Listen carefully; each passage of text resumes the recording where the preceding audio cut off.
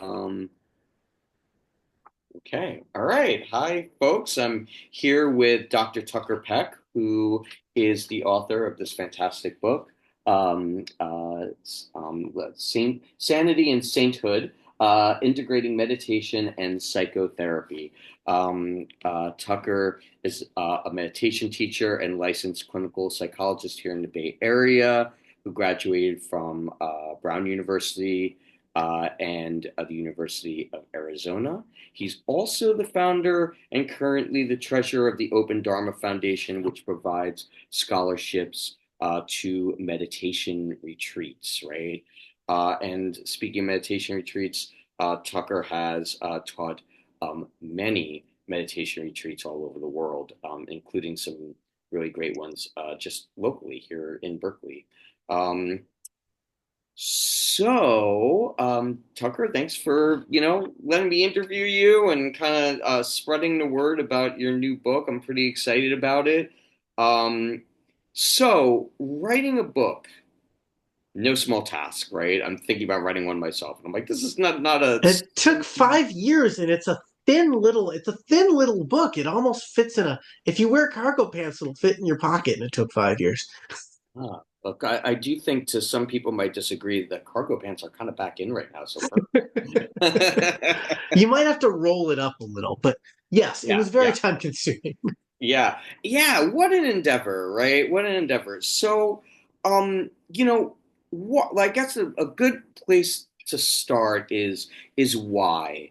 Why write a book? Why particularly this book on meditation and the integration with psychotherapy? So I would often get questions from my students about a reading list, and there was something massively missing that what the ancient Buddhist texts tell you will happen if you do a lot of meditation is the ancient Buddhist texts are long. You could find some uh, abstract counter arguments to this, but for the most part, they tell you that if you follow the Eightfold Path, your psychology will disappear, like dukkha, suffering, or stress, however you define it, goes away.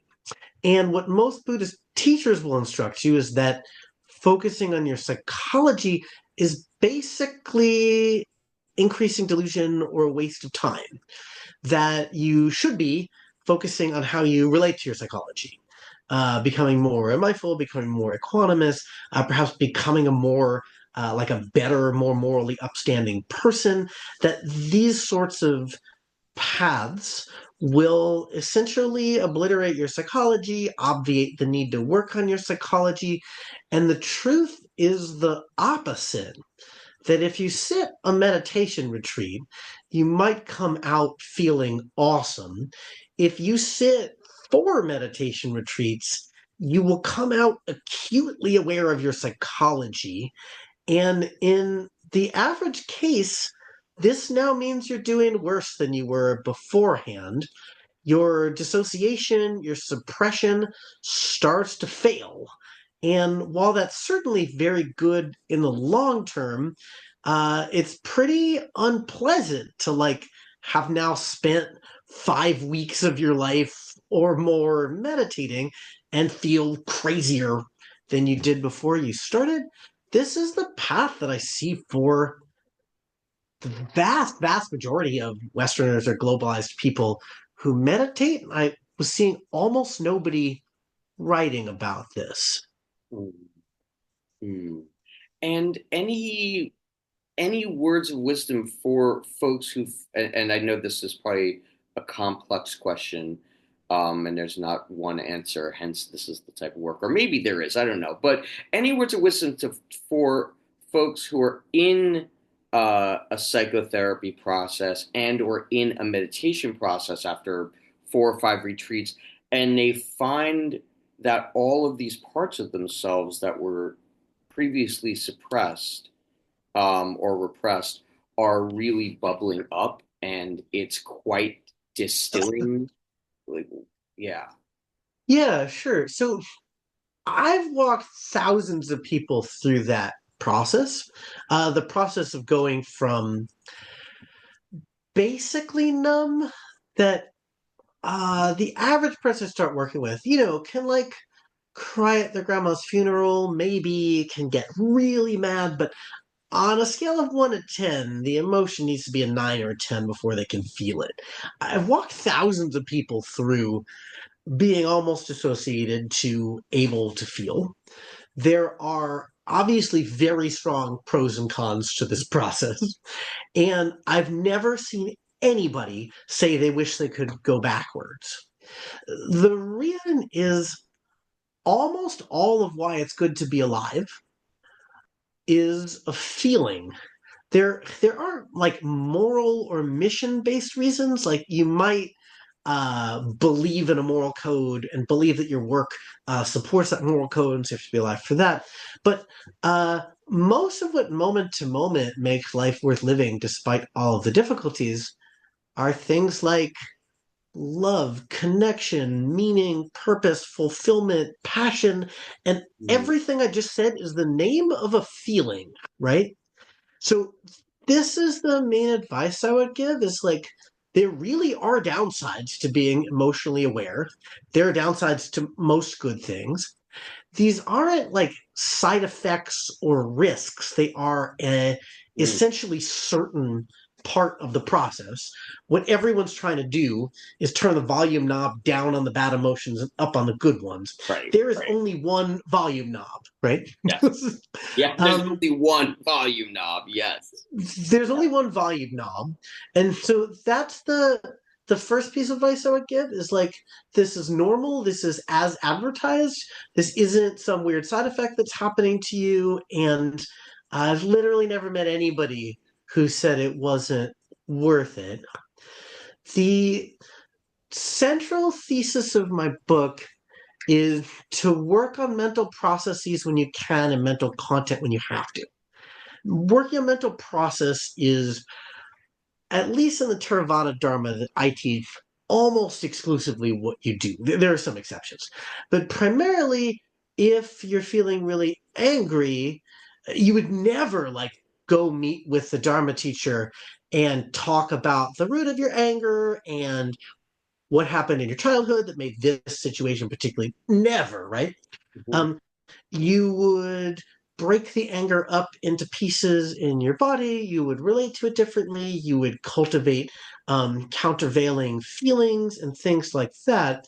What you would be working with is the process of relating to the anger. You would never look into what is this anger about and where is it coming from. Whereas Mhm. in psychotherapy, you would, it's not quite as extreme, but you would almost always be looking into where is this coming from rather than can you see it differently, can you relate to anger in another light, right? Mm. So the reason that the book is about process when you can, content when you have to, is if you solve things in a process way, it applies across a huge range of problems. So if we can figure out why you're mad at your third cousin twice removed, that may actually not help us at all with your second cousin three times removed. We're going to have to deal with each of those people separately, and it can take a while, right? Um, if what you're learning is how to relate differently to anger in general, this can, no matter how many types of cousins or how far removed, this can help with all of them. The trouble is, at least for globalized people, globalized meaning the way that if you went to Tokyo, Sydney, London, Buenos Aires, you just have to learn a language and you'd fit in basically fine. Whereas if you went to the Panamanian Comarca, like the native nations there, you would be an alien. You would always be an alien. That there's one culture that has taken over large parts of the planet, and anybody listening to this is almost certain to be part of that culture. What happens when globalized people do lots of process work is they get hit by content so intense that the process work doesn't work. That you try to breathe, sit through it, accept it, pull it apart into its components, do metta, so you build something different, do shamatha, focus on the breath and ignore the anger. All of this would just fail. And you'll have to go into why are you mad at this person? What was it about? Where does your anger come from? So that would be your question was, 45 minutes ago, whenever you asked that, your question was, what should somebody do if they're having these negative emotions come up as a function of self-knowledge? And first, it's like normalizing it. And second, it would be if the process interventions aren't working, do a content intervention, pull apart why does your mind find this particular thing so important? Thank you, thank you. And you started speaking to this a little bit, and I want to. There's a quote from the book I'll kind of speak to, but in the book you gave this anecdote where you were teaching an 8-week beginners meditation course, and in the beginning of the course you had said, "I'm about to teach you the most important thing in this whole course, and that is self-compassion." Um, why is that so crucial? Why is that the most important? First, I've been on a bunch of podcasts lately, and you're the first one who has clearly read the book and is quoting it. So, so thank you. Um, Well, thank you. Deserving. my first teacher, Sharon Salzberg, told a story where decades ago she asked the Dalai Lama a question about self-hatred. And he started arguing with his translator. His translator was translating in Tibetan, and the Dalai Lama was saying, "Nobody hates themselves. That doesn't make sense. You can't hate yourself." Um, this psychological phenomenon that is like among the people I know almost ubiquitous. In my therapy sessions, if I talk to almost anybody long enough, we will Right. get to the topic of self-hatred. Um, uh, Yeah. this is the place from which a lot of our change-based practices are coming, meaning, why are you meditating? Well, I would say you should be meditating to fall in love with the present moment. If you're filled with self-hatred, you're meditating to grab a sword, slay yourself and the present moment, and get something less awful later, right? Um, Meditation is, particularly in the early phase, is skill cultivation. Psychotherapy is as well. Skill cultivation meaning you are doing something you haven't done before and are bad at. And if you think of, trying to teach your niece to play the piano, when she hits the wrong note, you're going to be really, well, everybody makes mistakes. Like, you just have to keep trying. You're better than you were a week ago, right? And of course, you'll be better a week from now. That's the way you'll learn a new skill with kindness and compassion. With the self hatred that so many of us carry, you try to focus on your breath, and most people can't get 2 breaths in a row without training, and you just feel like an idiot and a loser, and this isn't for you. Meditation doesn't work. You're too messed up for it to have any effect on you, and so on. uh, the Buddha famously says, when I say karma, I mean intention, meaning like the parts of your mind that you act on, or at least try to act on, those are the ones you feed, those are the ones that get stronger. Mm, If your practice of meditation, your practice of therapy, if your practice of trying to improve yourself is a practice of trying to hate yourself into being better, you will actually just become more miserable the longer you do this. hmm hmm It reminds me, and kind of almost adjacent, not to get too far off on it, but the kind of paradox of change. I think a Gestalt theorist talked about. The more you try to change, the less likely you are going to. Um, I have another question, and I don't know, maybe a follow-up question, but in this book on psychotherapy and on meditation and mind training, you write a good deal about the ego. You write a good deal about all these different theories of the ego, how Buddhism and kind of mindfulness, the different schools of Buddhism might see the ego or something adjacent to the ego, how different theories of psychotherapy and psychology see it. Um, why is ego so important and such a part of the book? And why so Yeah. much unpacking? Yeah. Yeah. Yeah, that's a great question. So, ego is a very necessary thing to develop. Mm, Somebody without an ego is either have a little baby. He doesn't have an ego, and he like bites his hand to figure out whether it's him. He has no idea where he stops and the world starts, and he is completely helpless. Right? mm, If we left him home for one day, he wouldn't be here when we got back. Right? Um, so an ego is necessary for translating the world, figuring out what is food, what is poison, what is a tiger, and what is me is necessary. It's also necessary because when you look into your mind, you see why IFS, internal family systems, has gotten so popular.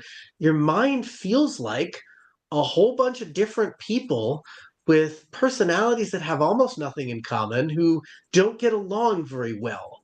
And when your partner says, "What do you want for dinner?" you can't write an essay, right? Well, one part of me wants to eat the salad with the chicken because I heard it's healthy, but another part wants to be a vegetarian. A third part thinks we should have jelly beans for dinner. This would result in death by starvation, right? That you have to say, "I want the chicken salad." And the ego is this like internal dictator. It's the part of you that tells everybody else, "Shut up, this is what's happening." sure. Um, the ego causes a lot of problems. It suppresses content that it doesn't think you can handle, and often you can handle it. It's turning off much of what makes life valuable and worth living. Mm, Um, the ego is its goal. It's an evolutionary process, right? There are basically three rules of evolution: don't die, have sex, don't upset the tribe. These are the three things that you're trying to do. And if you see somebody with a really tight ego, this is essentially all they're capable of is like uh, greed, lust, fear, um, mm, and being obsessed with whether they're good or not good, right? That being the concept of tribal rejection. Our greater human faculties, most of them lie beyond the ego. Uh, Peace, sharing, cooperation, uh, tolerance. There's like so many decades of studies showing the innate xenophobia that we all have. That you see mm, somebody of a different race, somebody speaking a different language, mm, and your instinctive response is, "They're different from me. They're worse. They don't have the rights that I have." And uh, you need some higher human faculties to overrule that. So the ego does these good things. The ego is making you sane. People without one generally are infantile and helpless, or like insane and in mental hospitals. But the ego causes all these problems. And so the goal is to have a healthy ego and then transcend it. I don't know how many people would agree with that goal. That healthy ego, if your therapist says you have a healthy ego, that is a compliment. If your Dharma teacher says you have a healthy ego, that is an insult. Uh, your therapist may not be too into you transcending your ego. Your Dharma teacher doesn't want you to strengthen your ego. yeah. But that's my view. Without an ego, you are non-functional and/or insane. With too much of an ego, you're basically a lizard. Happiness and higher human functioning are closed off to you. Mm, mm. And I do want to mention for the folks that are going to view this or read about this, you do, given the political climate, the socio-political climate, you do a lovely job kind of unpacking some of the kind of egoic pieces and how that kind of works out with immigration and xenophobia. Um, but I want to, and that's a feature in the book. But I do want to kind of ask something. I had went on one of your retreats. I have my conception of time. I think it was a year ago in Berkeley, and you had said something that kind of stuck with me, and I think it's in regards to ego loosely, and so I want to kind of follow up. I found it offering it to some of my clients. You'd said something along the lines, paraphrasing here, and I think it has to do with the book too bit. Um, but something about like the part of us that that kind of goes out in the world and helps us to be successful in navigating. I'm looking out my windows right now, navigating all of this, right? You know, corporate jobs and relationships and the complexities, real estate. You know, um, uh, when turned in, and it could do it like pretty effectively for a lot of us, but when turned inward, not so much. Um, yeah, I, and I wonder if you could speak to, and hope I'm getting that, paraphrasing that close enough. I wonder if you could speak to that just for a few Sorry, moments. I think what you're referring to is the idea that the kind of mental processes that we use to navigate the outside world very successfully are pretty disastrous in the inside world. Yes, Yeah. inner world. Yeah. Um, yeah. So in the outside world, in the environment that we're currently living in, um, deciding what you want to happen, figuring out what the steps are, following through on those steps until you get the end result. This is the way you should live, right? Uh, Probabilistically, of course, but like the people who do this tend to be the wealthy people, the powerful people, and the ones who pray and hope for the best and set the right intentions and don't set specific goals and come up with the steps and figure out who the team is. Those people are not the wealthy, successful people, right? Most of because I teach a lot in the Bay Area and it's so wealthy here, I work with a lot of people who've been real successful, and uh, it's very hard to turn that engine off. Inside the mind, declaring what should happen and then trying to make it happen is rather disastrous. I don't think I use this analogy in the book, but the analogy, it'll be in my next book. The analogy for why is that with an untrained mind, the way that you're operating the mind and body is you're sitting at a control panel. Every button on that control panel is labeled incorrectly, and every button does something bad. So there's a button that says, make me less crazy. And that button makes you more crazy. And you push it and you get more crazy. And you're like, look, sure, let go, just let the allow, sure, I get it, whatever. I need to be less crazy right now. I got shit to do. I'm pushing this button, right? So, you're right, every button does something bad. And so the thing you need to do is not push any buttons at all. And in the outside world, that's like, unless you have very wealthy relative who are going to die and leave you in a state, pushing no buttons is disastrous.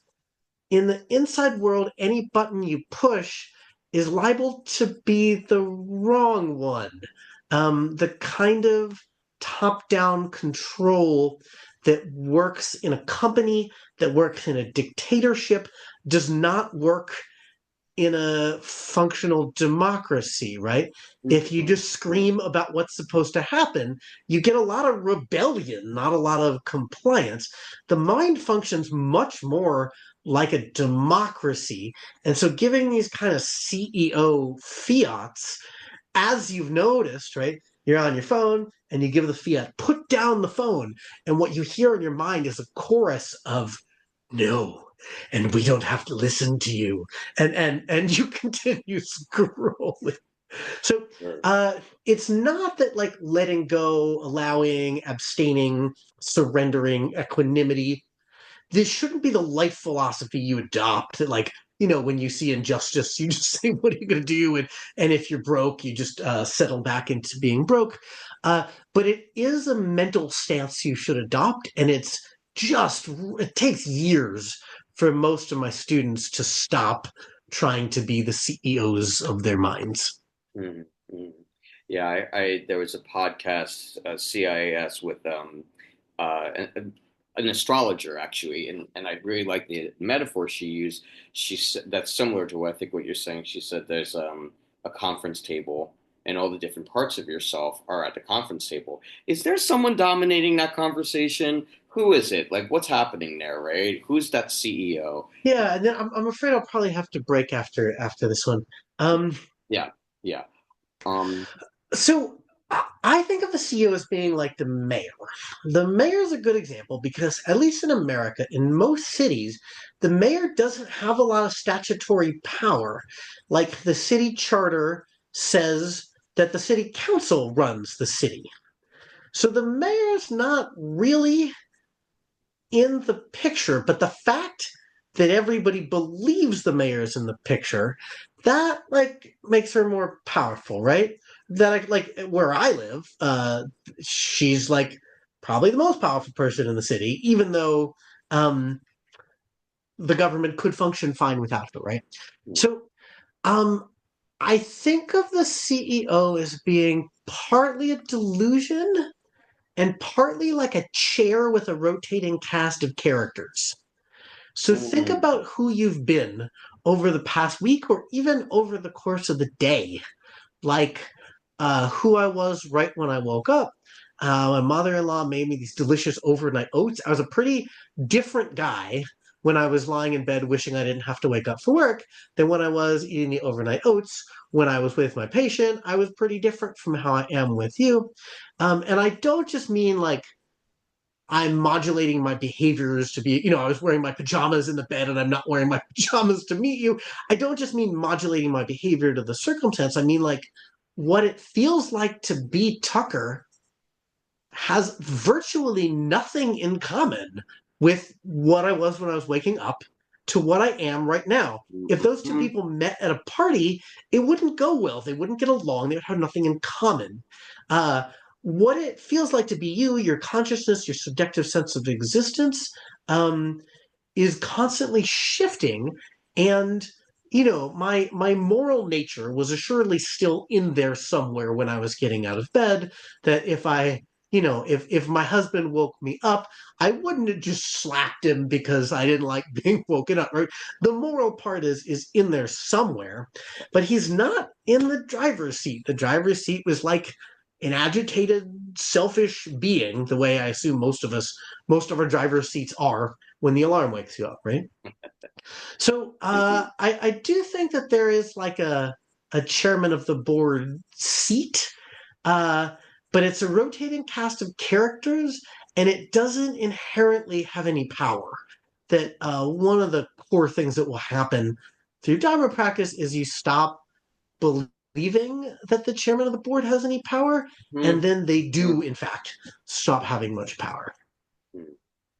Well, thank you. And this has been rich, and I'm grateful for the opportunity to kind of chat. And um, also, I'm thinking about your Dharma Scholarship Foundation and where to buy the book. But what I could do is maybe shoot you an email and just kind of get at whatever links are needed. Yeah, sure. So if you're in the U.S., you can buy the book direct from the distributor, so it's a little cheaper for you. And then Bezos will take most of the payment if you pay it through Amazon. So you can get it on Amazon and Barnes and Noble and any of the big companies.